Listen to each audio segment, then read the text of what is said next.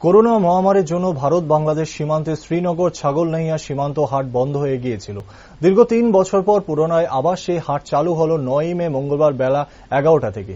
মঙ্গলবার বেলা ১১টা নাগাদ এই সীমান্তে হাটে শ্রীনগর এলাকার ৫ কিলোমিটারের মধ্যে থেকে প্রয়োজনীয় পরিচয়পত্র দিয়ে ভারতের পক্ষ থেকে ১২০০ লোককে প্রবেশ করার অনুমতি দেওয়া হয়। অন্যদিকে বাংলাদেশ সরকারের পক্ষ থেকেও ছাগলনাইয়া সীমান্ত হাট এলাকায় ৫ কিলোমিটারের মধ্যে বসবাসরত ১২০০ লোককে ঢোকার অনুমতি দেওয়া হয় সীমান্ত হাটে। মূলত এই সীমান্ত হাট খোলার মধ্যে দিয়ে দুদেশের সুভ্রাতৃত্ব সম্পর্ক আরও বৃদ্ধি পাবে বলে সেখানে থাকা ব্যবসায়ী ও দুই দেশের ক্রেতারা এমনটাই জানিয়েছেন।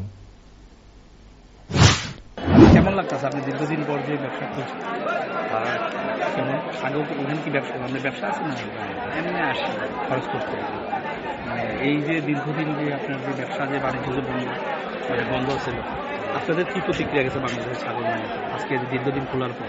দীর্ঘদিন খোলার মাত্র মানে বন্ধ ছিল, সবাই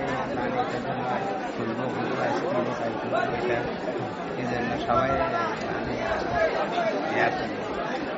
আজকের দিনে খোলার সময় কেমন ভিড় আছে, ভালো আছে।